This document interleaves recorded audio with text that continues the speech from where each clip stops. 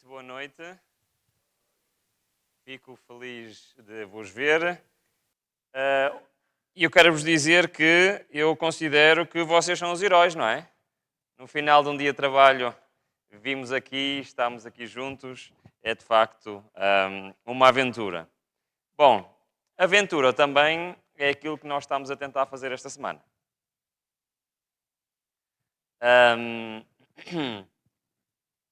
Não é fácil falar sobre temas como a justificação pela fé, temas como a santificação, e muito menos tema que vamos um bocadinho mais à frente falar sobre o que é realmente a justiça de Cristo e o que é que isso tem a ver com a nossa vida. No entanto, não sei o que é que vocês têm achado, mas eu acho que estes temas ficam muito mais simples quando nós olhamos para o santuário. Okay? Nós muitas vezes vemos na palavra de Deus versículos, citações, partes que parecem contraditórias. Não sei se já tiveram essa experiência. Um diz que a salvação é pela fé, o outro diz que afinal se calhar as obras também têm alguma coisa a ver com isso. E entre outros exemplos. Eu quero vos dizer que quando nós olhamos para o santuário, tudo isso se torna claro. E nós vemos que todos esses versículos não se contradizem, mas complementam-se. Porque estão simplesmente a falar de fases diferentes da nossa caminhada espiritual. Ok? Eu não sei se vocês repararam já, ou se já pensaram nisso, mas no lugar santíssimo também tem um objeto, que é a Arca da... Qual era a função da Arca da Aliança? Guardar os 10 mandamentos. Ora, pensem comigo. Se isto representa uma caminhada espiritual, certo? É o que nós estamos a ver. Em que eu estou no mundo e eu entro, tenho a justificação pela fé, ali, um método de Deus para resolver o meu passado, os meus pecados, depois entro no lugar santo, onde o Senhor me quer transformar. Digam-me uma coisa. Eu já cheguei ao sítio onde está a lei. Estão a perceber o que eu estou a dizer? Normalmente, quando alguém se batiza, a gente apresenta, aqui estão as regras que tu tens que seguir, agora vai e segue-as. Estão a perceber o que eu estou a dizer? Mas não ensinamos como é que se faz isso. É que ninguém pode ir direto do pátio para o lugar santíssimo. E onde é que está a lei? No lugar santíssimo. Então, se calhar é melhor nós primeiro entendermos o que é que eu realmente tenho que fazer. Qual é verdadeiramente a minha luta espiritual? É que a minha luta espiritual não é com a lei. Sabiam que a minha luta espiritual não é com a lei? E nunca me vão ouvir dizer que a lei não é para guardar. Mas sempre vão ouvir dizer que a minha luta espiritual não é com a lei. E hoje nós vamos começar a entender o que é que isto quer dizer. Lembram-se que nós temos 2 problemas, certo? Quais são esses problemas? Pecado. Não me deixem sozinho aqui. Vamos lá. E do caráter. Concordam com estes 2 problemas? Bom. Vimos também que existem 2 processos. Justificação pela fé, santificação. Um nos dá a justiça imputada, outro nos dá a justiça comunicada. Vimos que a solução que Deus nos apresenta no lugar santo, a santificação, a transformação pela contemplação, tem um início. Que é, eu para entrar no lugar santo, tenho que deixar de fazer o quê? Ver o mundo lá fora, certo? Porque se eu continuo a ver o mundo lá fora, de certeza absoluta, eu não estou no lugar santo. Esta é a imagem que nos aparece no santuário. Ok. Então o primeiro passo é exatamente este. Mas como eu vos disse, isto é só o primeiro passo.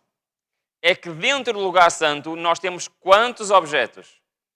E esses objetos significam a minha parte. O que é que eu tenho que fazer para o Senhor me transformar? Agora vamos fazer aqui um paralelo. Todos aqueles símbolos que haviam lá no, no- no santuário há milhares de anos atrás, as pessoas tinham que fazer alguma coisa ou não tinham? As pessoas tinham que ir lá literalmente oferecer um sacrifício ou não tinham? Os sacerdotes tinham que fazer alguma coisa ou não tinham? Aquilo, na realidade, fazia alguma coisa. A morte de um cordeiro perdoa os meus pecados.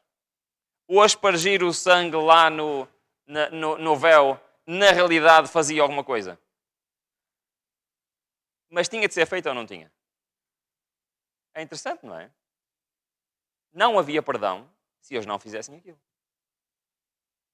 O que quer dizer que aquilo que eu faço, atenção, não me dá o perdão, nem me dá a transformação. Estão a perceber? Não dá, pois não? Eu não posso transformar, eu não posso purificar. Mas se eu não fizer a minha parte, Deus não pode fazer a dele. Então, Rubem, parece que estás a dizer que eu tenho que fazer alguma coisa para as coisas acontecerem. É exatamente isso que eu estou a dizer. Deus é um cavalheiro. E ele só faz aquilo que eu lhe permitir. Ao contrário de Satanás está sempre a tentar forçar, Deus não força nada. Deus espera. Deus faz a sua parte, Ele tenta nos convencer, mas Ele espera. No entanto, há uma coisa que me confundiu na palavra Deus durante muito tempo. São versículos como este. Reparem bem. Diz assim: Mas como é santo aquele que vos chamou, sede vós também santos em toda a vossa maneira de viver, porque está escrito: sede santos, porque eu sou santo. Conhecem este versículo? Então, se está escrito onde? No Velho Testamento diz, por exemplo, Levítico 27, portanto, santificai-vos e sede santos, pois eu sou o Senhor vosso Deus. Sabiam que versículos como este, santificai-vos, sede santos, aparece mais de 100 vezes na Bíblia? Mais de 100 vezes. Quando lemos um versículo destes, o que é que a nossa mente pensa? O que é que isto quer dizer? Já alguma vez leram na Bíblia a dizer santificai-vos? Já leram, não já? O que é que isso quer dizer? Mas é interessante que a Bíblia não está a dizer anda cá que eu quero te santificar. Não está a dizer, pois não. Ele diz assim, santificai-vos. Isto não é estranho. Não acham que isto é estranho? Posso eu transformar o meu caráter? Que a santificação é isso. Okay? Posso eu transformar o meu caráter? A palavra original de ser santo é o que é? Todos vocês sabem. É algo que é separado para um uso especial. Certo ou errado? Ok. Algo que é separado. Então Deus está-nos a dizer assim, muito bem, e eu quero usar-te de uma forma especial, por isso eu tenho que te separar. Esse processo chama-se santificação. Aceitam isto ou não? Aceitam? Ok. Então, porquê que Deus diz santificai-vos? É que sabem que também há mais de 100 versículos que diz purificai-vos. Sabiam? Sabem o que é purificar? É o que é purificar? O que é que isso simboliza, purificar? O, o perdão dos pecados. Ora, se Deus diz mais de 100 vezes na palavra de Deus, purificai-vos, e diz mais de 100 vezes na palavra de Deus, santificai-vos, isto quer dizer o quê? Sou eu que me purifico, sou eu que me santifico. Então, porquê é que Deus insiste em dizer isto? Sabem porquê é que Ele insiste em dizer isto? Porque Deus está a dizer ao homem o seguinte: olha, isto é impossível ser alcançado por ti. É verdade ou é mentira? Eu posso me perdoar os meus pecados e eu posso transformar o meu caráter? Não. Mas Deus está sempre a dizer para eu fazer isso. Deus está-me a dizer o quê? Tu não podes, mas eu posso. Deixa-me fazer isto em ti. Acredito eu que eu posso ser purificado e santificado por Deus? Acredito eu mesmo nisto? Muito bem. Então, como é que eu dou autorização a Deus? Vamos lá. Tudo no santuário simboliza a Jesus. Eu sou o pão da vida, aquele que vem a mim não terá fome. Quando eu entro no lugar santo, tenho 3 objetos, um à minha direita, um à minha esquerda, um em frente. À direita está o quê? Mesa dos pães asmos. Aquele pão estava lá porquê? O Ruben não gosta de fazer perguntas difíceis. Porquê? Tinha uma mesa com pão. Não é estranho, dentro da igreja, ter uma mesa com pão. Representa Jesus. Muito bem. Porque Jesus é o quê? O pão da... O mesmo símbolo lá no deserto do Maná, exatamente igual. O pão que descia do céu. Mas Deus, na Bíblia, não nos diz só que Jesus era o pão da vida. Ele diz-nos o seguinte: o que é que isto representa para nós? E Jesus lhe respondeu dizendo: está escrito, nem só de pão viverá o homem, mas de toda a palavra de... Ok, o pão para mim espiritualmente representa o quê? A Bíblia. Isto aqui. Certo ou errado? Então vamos lá ver. E eu entro no lugar santo. Para eu lá entrar, quer dizer que eu já deixei coisas para trás. Certo? E a primeira coisa que eu tenho do meu lado direito é pão. A dizer o quê? Em vez de te alimentares com o quê? Com o que estava lá fora, é este o teu alimento. Concordam comigo? Sim. Muito bem. Então, vamos ler. Acima de tudo, tomai tempo para ler a Bíblia. O livro dos livros. Estamos onde? O pão está onde? No lugar? O lugar santo serve para quê? Santificar. Certo? O estudo diário das Escrituras tem influência que é santificadora. Percebem porque é que o pão lá está dentro do lugar santo? É exatamente isso que faz a palavra de Deus. Tem uma influência santificadora e enobrecedora sobre o espírito. Ligai o volume sagrado ao vosso coração e ele se mostrará amigo e guia na perplexidade. A Bíblia tem o mais sagrado direito à nossa reverente atenção. Acreditamos nós nisto? É isto novidade para vocês? É alguma novidade? A Bíblia é importante na vida de um cristão? Sim ou não? Sim? Mas a Bíblia não é só importante na nossa vida como cristão. A palavra de Deus pode transformar completamente a minha vida. Não nos devemos satisfazer com o conhecimento superficial. Antes devemos procurar aprender a verdadeira significação das palavras da verdade, beber a largos sorvos do Espírito das Sagradas Escrituras.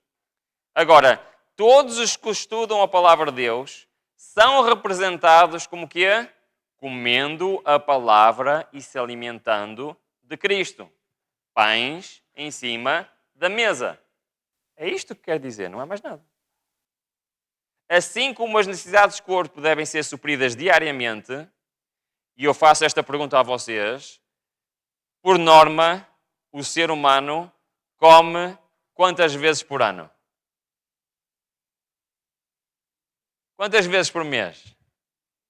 Todos os dias? Por norma, comemos todos os dias? Sim?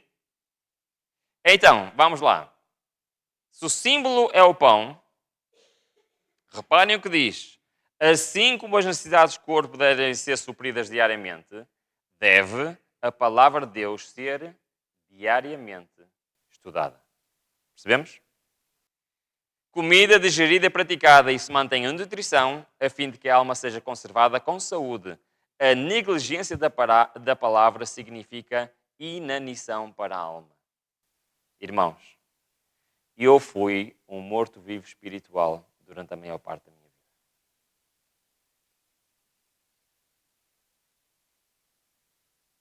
Se eu não comia, como é que acham que era a minha espiritualidade? A minha relação com Deus? Existem pessoas que têm uma doença que é a anorexia. Conhecem? Olham-se ao espelho, têm 25 quilos e acham que estão gordas. E recusam-se a comer. Estão com muita saúde, não estão? Não. E eu era um anoréxico da palavra de Deus. Mas sabem que eu acho que eu não era o único. Eu acho que há mais cristãos. Eu acho que há mais adventistas que também sofrem da mesma doença. Espero que não seja nenhum de vocês.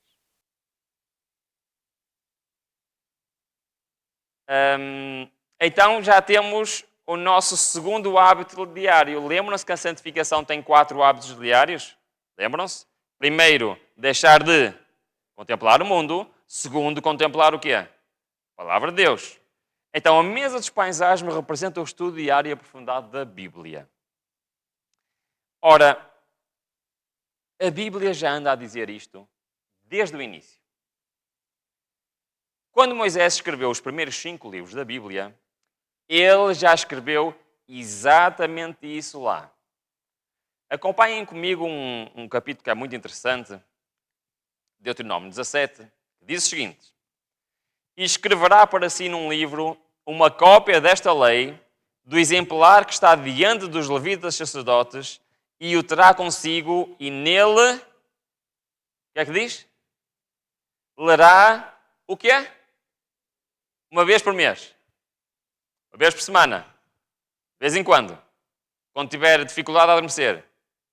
É? O que é que diz? Ok, e ele estava-se a referir aqui, a este versículo. O que é uma cópia do livro que está diante dos levitas? O que é isso? Palavra de Deus. Certo? Então, em Levítico, Deus está a dizer que devemos fazer o quê? Estudar a palavra de Deus diariamente. Leram o mesmo que eu? Sim? Para quê? Reparem o que é que diz. Para que aprenda a temer o Senhor, seu Deus. Mais, para que possa guardar todas as palavras desta lei e esses estatutos. Para que os possa cumprir. Para que o seu coração não se exalte acima dos seus irmãos. E para que não se aparte do mandamento, nem para a direita, nem para a esquerda. Acham que isso são coisas boas ou coisas más? Gostariam de ter esta experiência na vossa vida? Eu gostaria muito. Mas sabem o que é que me impede de ter esta experiência com o Senhor? O que é que me impede? As minhas decisões diárias. O que eu coloco durante os meus olhos vai definir o meu tipo de relação com Deus. João dizia exatamente isso. João dizia que a palavra santifica. Todos conhecem este versículo. Santifica-os, na verdade, o que é que ele está a referir? A tua palavra é a verdade. A palavra de Deus, então, faz o quê? Santifica. Não há santificação sem a palavra de Deus. Toda a Escritura é divinamente inspirada e proveitosa para ensinar, para redarguir, para corrigir, para instruir em justiça, para que o homem de Deus seja perfeito e perfeitamente instruído para toda a boa obra. Eu não sei, isto não é novidade para ninguém. Estou a dar-vos alguma novidade. Só que, reparem, eu comecei-vos a contar um bocadinho já do meu testemunho e vou contando ao longo da semana. Mas eu lutei com o Senhor há alguns anos. Senhor, por favor, explica-me o que é que isto quer dizer. Explica-me o que é santificação. Explica-me o que é ser transformado. E eu vinha de casa, vinha para casa da reunião de oração numa quarta-feira à noite. E finalmente, ao ouvir o desejar de todas as nações, o Senhor me disse, ao fim de 4 anos, o teu papel é este. Se tu fizeres isto, estás-me a dar autorização para eu transformar o teu coração. Eu queria partilhar agora com os irmãos exatamente aquilo que eu ouvi naquela noite.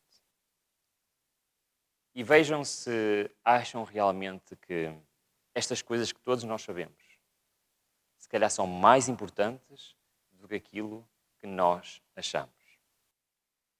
Então começa assim. Como a vida física se mantém pela comida, assim, como já lemos, é a espiritual mantida pela palavra de Deus. Mas tem aqui um pormenor muito importante. E toda a alma deve receber por si própria vida da palavra de Deus. Perceberam o que é que está ali a dizer? Então vamos lá. Se algum de vocês comer uma sopa super saudável e nutritiva e me contar como é que foi essa experiência, eu vou ficar alimentado por causa disso. Mas vocês estão-me a explicar como é que foi a experiência. Isso vai-me alimentar o meu corpo. É verdade que nós aprendemos muito com aquilo que nós ouvimos dos outros acerca da palavra de Deus. Eu já aprendi imenso. Mas isso não transforma o meu caráter. A palavra de Deus para transformar o meu caráter tem que ser comida por quem? Por mim. Ok? Isto é um ponto muito importante. E eu posso aprender sobre a palavra de Deus, e eu posso ser convertido por ouvir a palavra de Deus, mas eu não posso ser transformado por ouvir a palavra de Deus. Perceberam a diferença? Sim? Concordam com o que eu estou a dizer?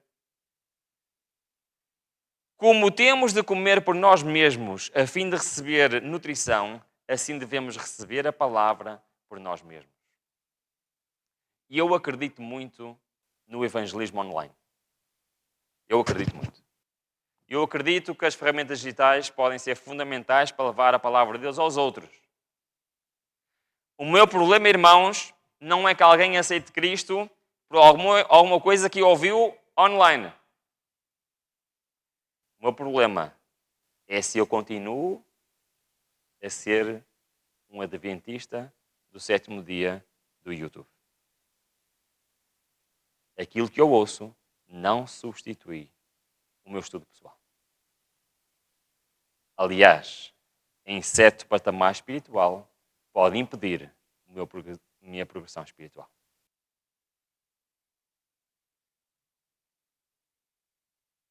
Vou continuar o texto. Não haveremos de obter simplesmente por meio de outra pessoa. Cumpre-nos estudar cuidadosamente a Bíblia, pedindo a Deus o auxílio do Espírito Santo para que possamos compreender a palavra. Tudo o que nós vimos desde o início do caminho espiritual é feito pelo Espírito Santo. É Ele que nos convence que somos pecadores quando estamos no mundo. É Ele que nos convence que Cristo é o nosso Salvador quando estamos no pátio. É Ele que nos leva a aceitar a Cristo. É Ele que nos leva à conversão. É Ele que nos leva ao arrependimento. É Ele que nos transforma. E é Ele que nos ajuda no estudo da palavra de Deus. Tudo no santuário, tudo na nossa vida espiritual depende do Espírito Santo. Mas quando nós fazemos isso, quando eu coloco no meu coração o desejo de deixar de contemplar o mundo e verdadeiramente contemplar a palavra de Deus, contemplar a Cristo pela Bíblia, quando eu faço disso uma prioridade na minha vida, quando eu peço ao Senhor o auxílio do Espírito Santo, sabem o que é que vai acontecer? Devemos tomar um versículo e concentrar a mente na tarefa de averiguar o pensamento posto por Deus para nós. Convém demorar-se sobre esse pensamento até que nos apoderemos dele e saibamos o que diz o Senhor. As experiências relatadas na palavra de Deus devem ser as minhas experiências. Vamos falar isto um bocadinho mais à frente. Oração e promessa, preceitos e advertências pertencem-me. À medida que a fé assim recebe e assimila os princípios na verdade, tornam-se ele parte do próprio ser e a força motriz da vida. A palavra de Deus, recebida na alma, molda os pensamentos e entra no desenvolvimento do caráter. Ao alimentar-se da palavra de Deus, acharão que ela é espírito e vida. A palavra destrói a natureza carnal, a natureza terrena, e comunica nova vida em Cristo Jesus. Amém? E eu posso orar toda a vida para que o Senhor transforme o meu caráter. E Ele não pode fazer nada se eu não fizer a minha parte. O Senhor deu-nos todas as ferramentas necessárias para nós termos acesso a todas as suas bênçãos.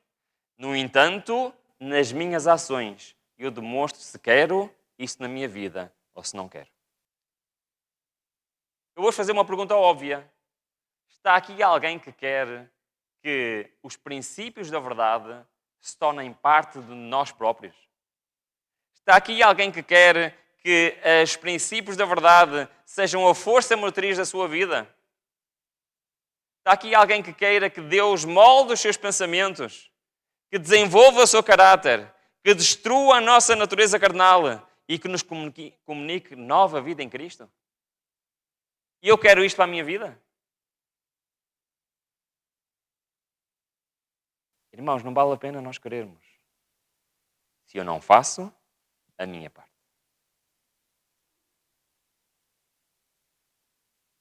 Concordam com o que eu estou a dizer? Deus não me pode obrigar. E se eu rejeito passar tempo com Ele, eu estou literalmente a dizer: Senhor, eu rejeito as bênçãos que tens para mim. Eu não as quero. Eu sei o que é o melhor para mim. Sou tipo um fumador que sabe que o cigarro faz mal, mas continua a fumar. Mas o versículo, a citação não terminou. O Espírito Santo vem ter com a alma como um consolador. Pela transformadora influência da sua graça, a imagem de Deus se reproduz no discípulo. Torna-se uma nova criatura. O amor toma o lugar do ódio. E o coração adquire semelhança divina. É exatamente isto o que João queria dizer. Que a santificação vem pela palavra. Isto é o que significa viver de toda a palavra que sai da boca de Deus. E isto é comer o pão que desce do céu. E quando o seu Santo Espírito entrar no vosso coração e inculcar a verdade em vossa alma, não o deixeis sair com facilidade. Tendes obtido tal experiência em examinar a Escritura e todo o ponto é estabelecido. E é importante que examineis a Escritura continuamente. Deveis abastecer a mente com a palavra de Deus. Ora, mas há aqui uma exceção neste local. É que nós neste caminho para o santuário era primeiro o altar de sacrifícios, depois a pia e depois entramos no lugar santo. Mas quando chegamos no lugar santo, o objeto não está à nossa frente. Está o quê? Um do lado direito, outro lado esquerdo. É o único sítio onde temos dois objetos um ao lado do outro. Já repararam nisso? É um caminho em frente, mas neste sítio temos um objeto à direita e um objeto à esquerda. O que é que isto quer dizer? Que quem chega aqui precisa de duas coisas em simultâneo. Perceberam o que eu estou a dizer? A mesa dos pães asmos e o candelabro estão ligados um com o outro. Então será importante nós sabermos o que é que quer dizer também o candelabro. Jesus disse o quê? Eu sou a luz do mundo. E ele está representado no candelabro, sim ou não? Mas ele também diz, vós sois a luz do mundo. Assim resplandeça a vossa luz diante dos homens. Então isto também quer dizer alguma coisa para a nossa vida espiritual, certo? Agora, rapidamente, ainda vos queria contar um bocado do meu testemunho. O que é que permitia ao candelabro dar a luz? Azeite. E o azeite é um símbolo de quê? Espírito Santo. Têm certeza disso, certo? Muito bem, exatamente. Mas o Espírito Santo aqui tem um propósito específico. É que não sei se vocês repararam, e se calhar se tivermos tempo mais à frente podemos falar disso, o Espírito Santo está presente desde que estamos no mundo, está presente no pátio, está presente no lugar santo, está presente no lugar santíssimo. Então porquê é que tem um símbolo específico dele exatamente aqui? Porque aqui o Espírito Santo tem uma função específica. Reparem, qual era a função espiritual do azeite na Bíblia? O que é que alguns pegavam no azeite e faziam o quê? Unção, muito bem. Todos aqueles que Deus queria que fossem líderes, queria ungir o seu espírito neles, era por esta cerimónia de unção, certo? Isto é muito interessante porque o sacerdote, por exemplo, a Salomão, o sacerdote tomou um chifre de azeite do tabernáculo e ungiu a Salomão. Como fez com David, como fez com Saul. Mas Cristo também disse, o Espírito do Senhor é sobre mim porque me ungiu. Cristo levou azeite na testa, na cabeça? Não, pois não. Então isto é um símbolo, certo? Mas para que é que servia este símbolo? Reparem, Cristo explica. Foi isto que Cristo disse, sim ou não? O símbolo do azeite no candelabro, no lugar santo, é para quê? Para alguém que lá está a fazer o quê? Partilhar com os outros. Ora, mas então explica-me, Ruben. Nós temos o símbolo do azeite, do candelabro, que é para simboliza o evangelismo, o partilhar com os outros, mas porquê é que isso tem que estar ao lado da mesa dos pães asmos? É uma pergunta válida, certo? Muito bem.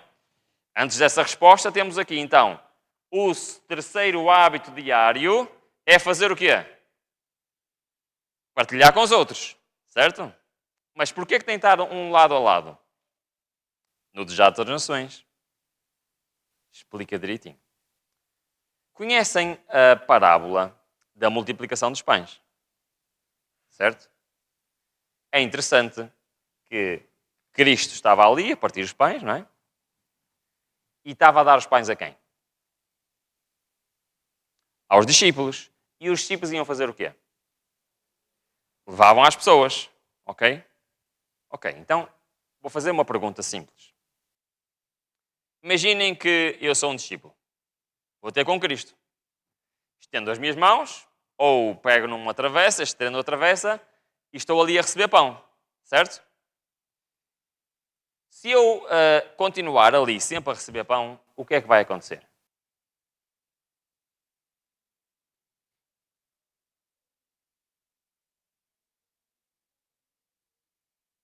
Consegue alguém estar sempre a pôr pão no mesmo sítio? O que é que vai acontecer? Vai ficar cheio.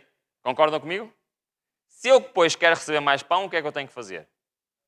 Tenho de ir levar e depois vir outra vez receber mais. Certo? Concordam comigo? Ok, vamos ler. O alimento multiplicava-se nas mãos. E as mãos dos discípulos, estendendo-se para Cristo, o próprio pão da vida, nunca ficavam vazias. O diminuto sofrimento foi suficiente para todos. Os discípulos foram o meio de comunicação entre Cristo e o povo. Isto deve ser uma grande animação para os discípulos de hoje em dia. Devemos ficar animados por isto. Por causa de uma coisa que aconteceu há 2000 anos atrás. Porquê? Bom, Cristo é o grande centro. A fonte de toda a força. Dele devem os discípulos receber a provisão. Mesmo, reparem, os mais inteligentes, os mais bem dotados espiritualmente, só podem comunicar se primeiro fizerem o quê? Receberem. Estão a perceber? Nós só estamos a transmitir aos outros o verdadeiro pão da vida se eu primeiro o receber diretamente de Cristo. Faz sentido o que eu estou a dizer?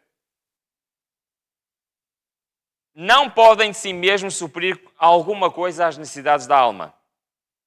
Só podemos transmitir aquilo que recebemos de Cristo. E só podemos receber à medida que comunicamos aos outros.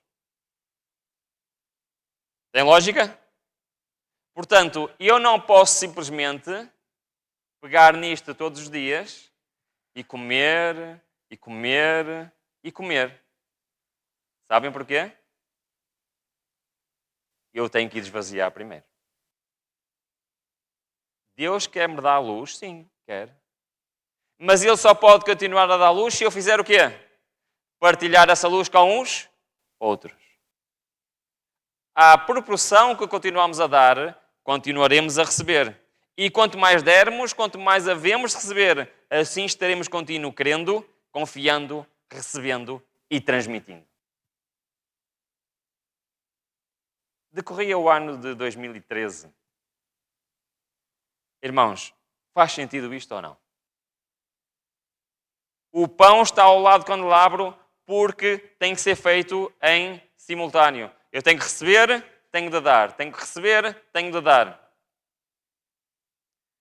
E ontem contei-vos como o Senhor desviou a minha atenção do mundo para a sua palavra. Lembram-se dessa história? A minha vida mudou radicalmente. Então, sabem que quando alguém tem um vício muito forte, é muito difícil cortar o vício pela raiz. Então eu pensei assim, bom, eu tenho estes hábitos, então vou tentar substituí-los de forma a que isto não seja terrivelmente difícil. Então, como eu tinha o hábito a certas horas do dia me sentar a ver coisas que não devia, eu sentei-me na mesma a ver, mas em vez de ver coisas que não devia, passei a ver coisas que devia. Faz sentido? Então, no ano 2012, eu em vez de estar a ver os filmes e os vampiros e aquelas coisas que eu via, eu comecei a ver coisas que me faziam crescer espiritualmente. E eu descobri que existia na internet alguns pastores que tinham mensagens incríveis. Okay? E eu comecei a ver. Vi um, depois vi outro, e aquilo fez de facto uma diferença muito grande na minha vida. Okay? Mas depois eu tive um dilema. Qual era o dilema? Bom, estes pastores têm mensagens tão boas, eu gostava de poder partilhar. Só que em 2012, bom, agora nós temos tudo, não é? Mas em 2012, as mensagens que eu encontrei eram todas em inglês. Então eu queria partilhar, mas a maior parte das pessoas que eu conheço não falam inglês. Então eu decidi começar a traduzir algumas coisas, ou então a buscar parceiros que já tivessem traduzido algumas coisas, e fiz um canal no YouTube para poder colocar lá e facilmente poder partilhar com as pessoas. Faz sentido o que eu estou a dizer? Ok. Foi o meu plano. Então, 2012 começou 2013 e o plano estava a resultar bem. Eu conseguia ter um sítio onde guardar e às vezes poder partilhar com alguém aquelas mensagens. Só que, entretanto, na minha igreja tivemos um problema. Nós estávamos temporariamente sem pastor e houve um problema que uma família aceitou uma doutrina chamada anti-trinitarianismo. Já ouviram falar, não é? Anti-trindade, deixaram de acreditar na trindade e saíram da igreja. Só que essa família não apenas saiu da igreja, como estava a tentar convencer outras pessoas. Ok? Sabem que existem vários movimentos dissidentes, não é? E normalmente estes movimentos dissidentes têm um alvo missionário, não é, para eles, que é a igreja, não é os de fora, é a igreja. Bom, e o que acontece é que as coisas estavam um pouco complicadas. Então alguém veio ter comigo e disse assim: Ruben, precisamos da tua ajuda, precisamos que prepares uma mensagem sobre esta doutrina e que apresentes à igreja. Ora, eu fiquei em pânico. Porque sabem o que é que eu percebia sobre este assunto? Zero. Não fazia a mínima ideia. No entanto, e eu até hoje, irmãos, eu sou-vos sincero, até hoje eu não sei porquê que me pediram a mim. Não sei porquê. Até hoje eu não sei. No entanto, isso mudou para sempre a minha vida. Inicialmente eu comecei muito mal. Porque em vez de eu ir estudar o que era a Trindade, sabem o que é que eu fui fazer? Eu fui ter com essas pessoas e fui perceber qual era a opinião deles. Após muitas horas a falar com eles e ter recebido assim um calhamaço de coisas para ler, eu também não ficando satisfeito, fui para a internet pesquisar quais eram os argumentos deles. Fiz todos os estudos que me deram. Li absolutamente tudo. Eu tive um mês inteiro a descobrir o que é que eles diziam, quais os seus argumentos. E num domingo de manhã, passado um mês, estava eu a ler o último livreto que me deram. Era o último livreto. E tinha lá 3 citações. Quando eu as li, eu fiquei convencido. Naquele momento eu levantei-me do meu escritório, fui para o meu quarto, comecei a chorar, coloquei-me de joelhos e comecei a dizer ao Senhor, se de facto isto é verdade, eu vou sair da igreja. E vou ser um anti-trinitário. E eu comecei a orar ao Senhor. Naquele momento, eu converti-me àquela doutrina. Naquele momento, eu estava convencido. E disse ao Senhor, por favor, se isto é verdade, dá-me forças para eu seguir em frente. Mas enquanto eu orava, irmãos, estava constantemente um pensamento a vir à minha ideia. Sabem qual era o pensamento? Vai ver no original. E eu estava sempre a tentar concentrar-me na minha oração e vinha sempre aquele pensamento. Eu queria continuar a minha oração e vinha aquele pensamento, até que eu, quase chateado, levantei-me, pronto, eu vou ver no original. E eu, como o inglês estou à vontade com ele, eu fui ver o original, daquelas citações, e havia uma palavra que estava traduzida erradamente. Eu não vou contar os pormenores do que é, nem vou falar agora da Trindade, não é? Mas basicamente, no português estava traduzido a doutrina da Trindade, e depois estava a criticar a doutrina da Trindade, mas no original não dizia a doutrina da Trindade. Dizia aquela doutrina da Trindade. Perceberam a diferença? Portanto, a crítica não era para a doutrina da Trindade, era para uma específica. Tá bom? E estava a ser usada para toda a doutrina da Trindade. E então, naquele momento, eu disse: espera lá, eu estou a ser enganado. Então eu passei 2 meses inteiros em que cada segundo livro que eu tinha, eu estudei tudo o que havia para estudar sobre aquela doutrina. Eu cheguei a passar 8 horas por dia. Lembram-se que eu passava 8 horas por dia a jogar? Eu cheguei a passar 8 horas por dia a estudar porque eu tinha que saber a verdade sobre este assunto. Passado 2 meses, eu informei que estava pronto e foi a primeira vez que eu apresentei uma mensagem assim numa igreja. Graças ao Senhor, o problema terminou na igreja. Mas aquilo foi o início de uma mudança radical na minha vida. Eu continuei com a minha vida como se nada tivesse acontecido. E passado um ano, voltou um pensamento constantemente à minha mente.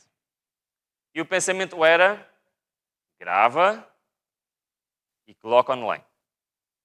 Eu assim, o quê? E aquele pensamento acompanhou-me quase um ano. Até que eu fiquei chateado, não é? Já não estava a aguentar mais a pressão.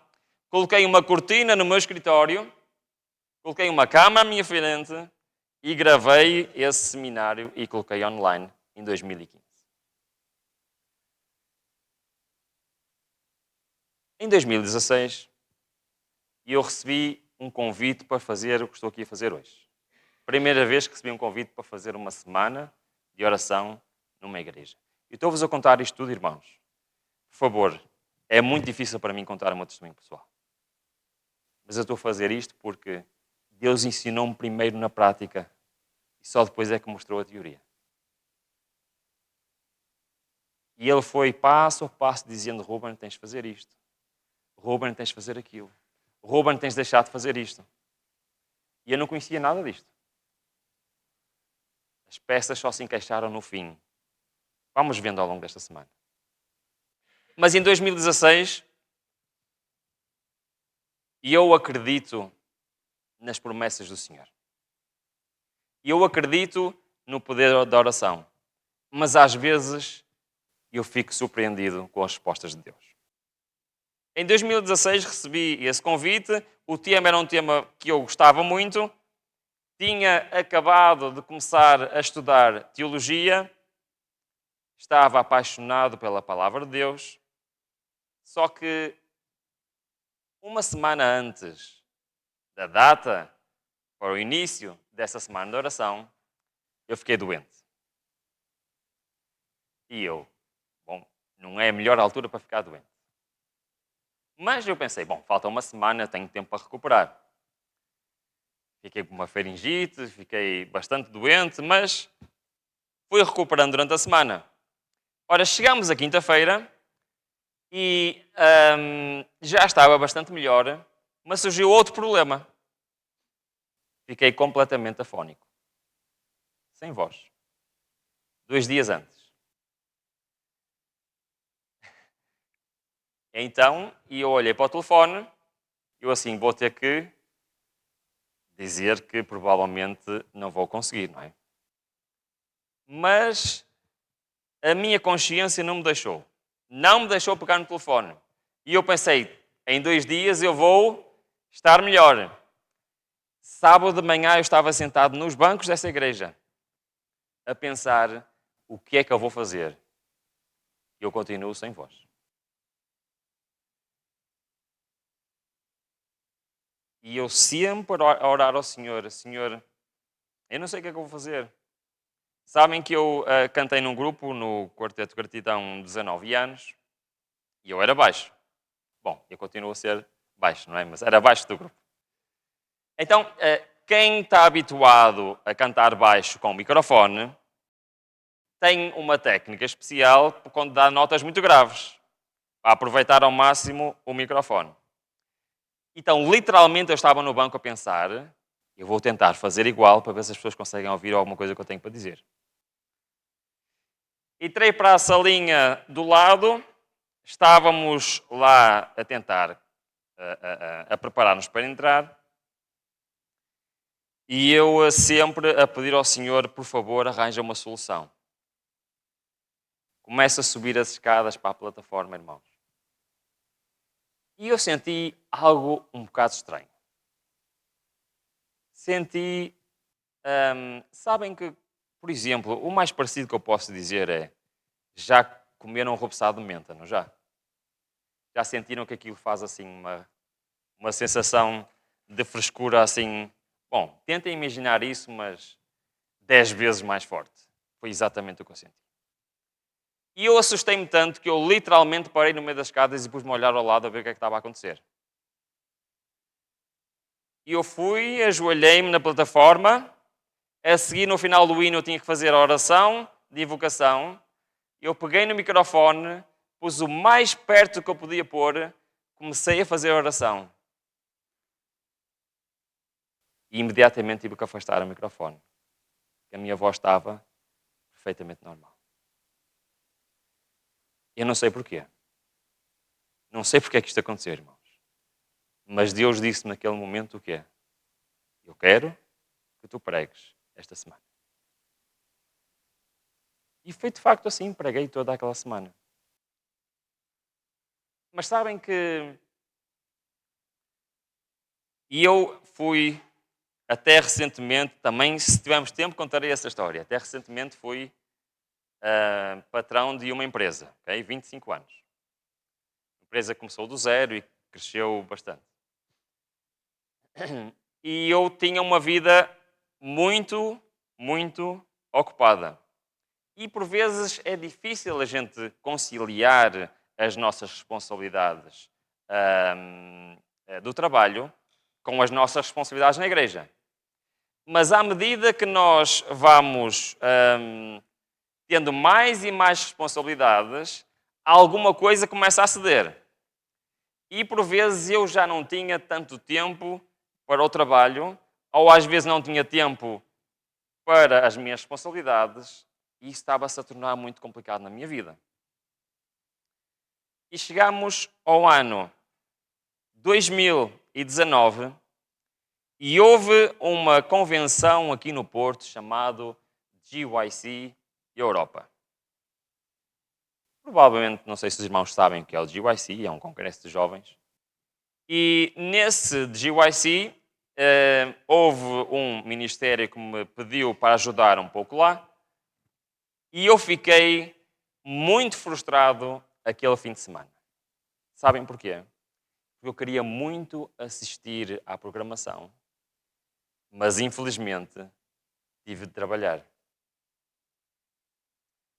E eu fiquei numa luta espiritual muito grande. Porque eu queria muito estar a participar e o meu trabalho não me estava a deixar. E durante aquele... E eu só conseguia mesmo ir à noite. E numa dessas noites eu tive um testemunho de uma pessoa que me disse, sabes, eu também já estive exatamente na mesma situação que tu estás. Eu era patrão de uma empresa e o Senhor chamou-me para outras coisas. E agora estou aqui. E aquilo fez-me muita confusão. E eu comecei a pensar, Senhor, será que estás-me a tentar dizer alguma coisa? Então eu fui para casa e fiz uma oração estranha. Já vos contei ontem que fiz algumas das orações estranhas, não é? Vou-vos contar mais as orações estranhas. Fiz uma oração estranha. Eu disse ao Senhor, eu não sei se tu queres que eu abrande no meu trabalho e me dedique mais à tua obra. Não sei se é isso que tu queres. Mas eu estou a receber tantos convites para pregar a tua palavra que está a começar a ser difícil. Então eu disse ao Senhor, Senhor, se algum dia eu for convidado para pregar num evento tipo este, então eu vou perceber que essa é a tua vontade. 4 dias depois eu recebi um telefonema. Do outro lado estava uma pessoa que eu conheço, no Brasil. Ele disse-me, Ruben, está tudo bem? Está tudo bem. Olha, aconteceu um milagre. E um milagre? Sim. A igreja aqui no Brasil autorizou fazermos um GYC aqui no Brasil. Há 10 anos que andamos a tentar. Eu, sim, que bom. Sim, mas eu queria dizer uma coisa. Queríamos que tu fosses um dos pregadores do primeiro GYC no Brasil. Naquele momento, eu não sabia o que é que havia de dizer. Não é? Disse, está bem, eu vou pensar. Mas naquele momento, Deus tinha acabado de responder à minha oração. Ora, eu estou-vos a contar isto porquê? Porque eu fui pregar lá no GYC, no início de 2020, apresentei lá vários seminários e tive o maior choque espiritual da minha vida, irmãos. Eu estou a sair de um seminário e vem uma jovem ter comigo. E essa jovem vira-se para mim e diz assim, eu queria te agradecer. E eu pensava que a jovem estava a agradecer por causa do seminário, é normal. Ele disse, não. Queria te agradecer porque eu estou na igreja, por tua culpa. E eu assim, mas como assim? Sabes umas gravações que estão no YouTube sobre a Trindade? Eu sim. Eu estou na igreja por causa dessas gravações, porque eu era antitrinitário. Passado algumas horas, vem um jovem ter comigo, um outro jovem, e diz, Ruben, eu queria te agradecer. E eu assim, mas porquê? Lembras-te daquela pregação que tu fizeste no GAM sobre a igreja emergente, oração contemplativa? Sim, lembro. Eu estou na igreja por causa dessa pregação. 3 pessoas nesse fim de semana disseram isso. Foi o maior choque da minha vida, irmãos. A gente não sabe o resultado das nossas ações. Uma coisa eu sei, irmãos. Se eu receber, eu tenho que partilhar. Nós nunca haveremos de saber quantas pessoas nós influenciamos para o bem ou para o mal. Mas nós influenciamos as outras pessoas. E se eu me colocar na disposição de aceitar o desafio que Deus tem na minha vida, e Ele pode usar cada um de nós para influenciar a vida de outros. Deus pode usar um jumento para converter alguém. Deus pode usar-me a mim, cada um de vocês. Mas Ele só pode usar se eu deixar. Que adiante eu andar neste mundo, dia após dia. Que adiante eu andar neste mundo, contemplando as obras de Satanás, fazendo aquilo que muito bem me apetece. Se isso só faz com que Deus não possa fazer parte da minha vida. Aqui eu acho que quero estar com Deus para sempre. Aqui eu acho que quero viver para sempre com Deus. Mas se eu não me habituar aqui a viver com Ele, eu não vou lá estar. Por muito que nos custe, a terra é o estágio do céu. Se eu aqui não quero estar com Deus, Ele vai respeitar esse meu desejo.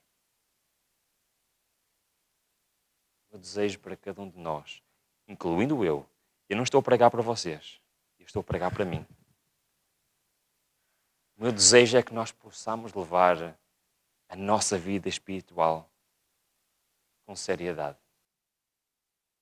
Que nós não possamos ser só cristãos que acham que conhecem, mas cristãos que vivem aquilo que nós acreditamos. Como é que eu posso dizer a Deus que quero que Ele faça parte da minha vida se eu não quero estar com Ele? o santuário diz-me o seguinte: Ruben, queres vir à minha presença? É muito simples. Só me tens que dar autorização. E eu quero te perdoar. É muito simples. Vens aqui, pedes-me perdão. E o que é que eu faço? Eu dou-te o perdão. Ruben, queres ter um caráter como o meu? Quero, Senhor. É muito simples. Deixa de ver aquilo que tu sabes que não é correto. Andas aqui para a minha beira. Alimentas-te daquilo que eu te dei. Partilhas com os outros. E eu vou transformar a tua vida. Se ainda não aceitastes, aceita este desafio de Deus na tua vida. Aceita cada dia passar tempo com o Senhor.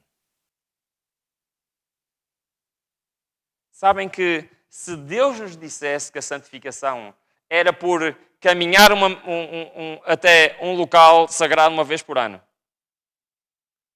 ou se fosse fazer um ritual qualquer, era bem mais fácil. Não era? Eu podia continuar a viver a minha vidinha, como eu quisesse. Uma vez por ano eu ia lá e estava feito. Mas Deus não é um Deus assim. Deus quer ter uma relação pessoal comigo.